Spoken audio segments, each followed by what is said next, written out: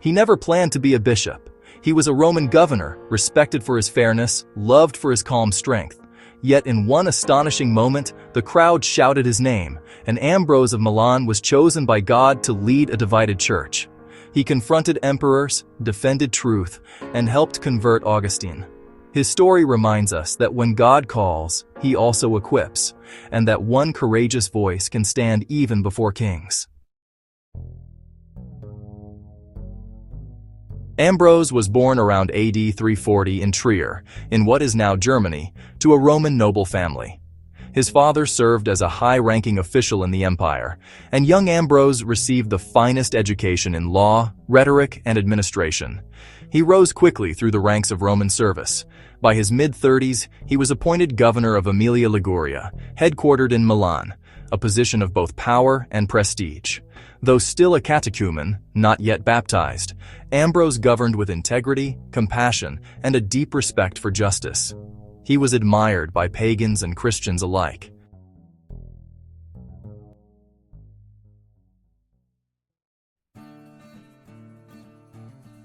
In AD 374, the Bishop of Milan died, leaving the city divided between Orthodox believers and followers of the Arian heresy.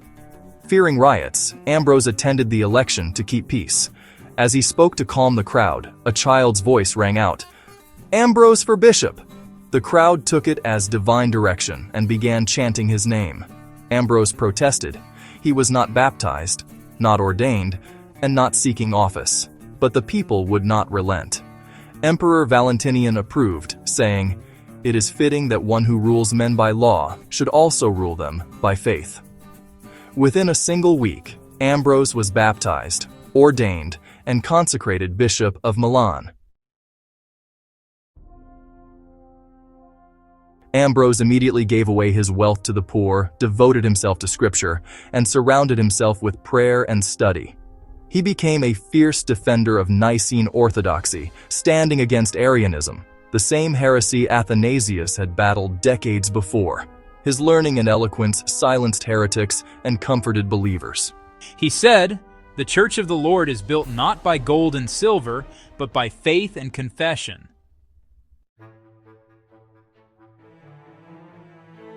Ambrose's courage became legendary.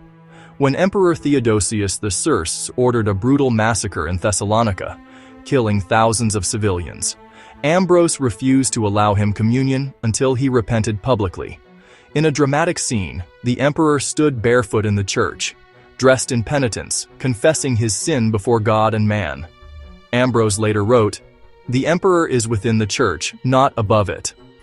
This act reshaped the relationship between church and state for centuries, establishing that even the most powerful ruler must bow before the law of Christ.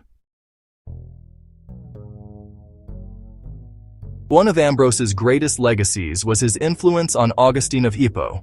When Augustine came to Milan as a skeptic, he began attending Ambrose's sermons out of curiosity. He expected to hear mere rhetoric, but found Scripture preached with depth and power.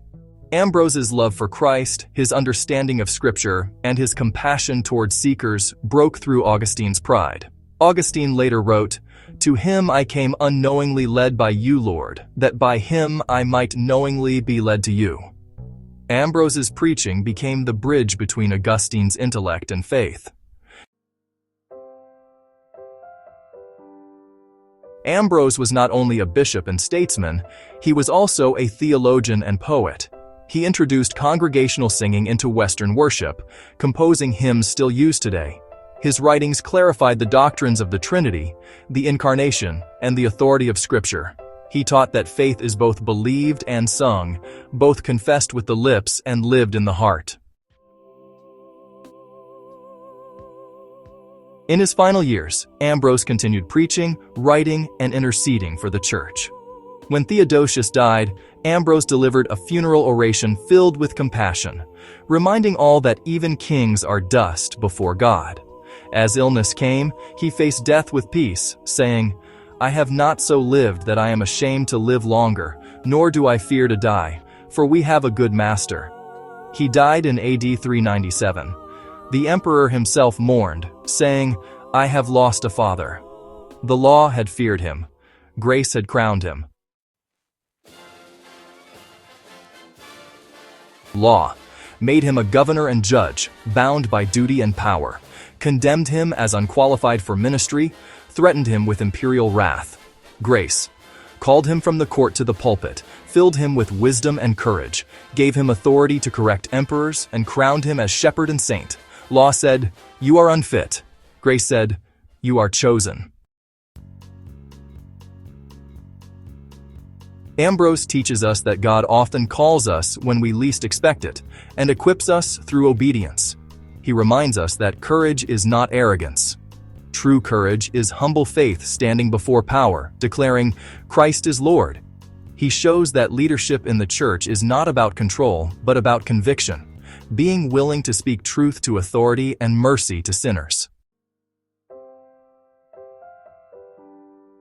Ambrose's life asks us, are we ready if God calls us unexpectedly? Will we stand for truth even when it costs us influence or comfort? Are we bold enough to speak grace to the powerful and hope to the broken? Pray today, "Lord, give me Ambrose's courage. Help me to lead with humility, to speak with truth, and to live with faith that honors you above all."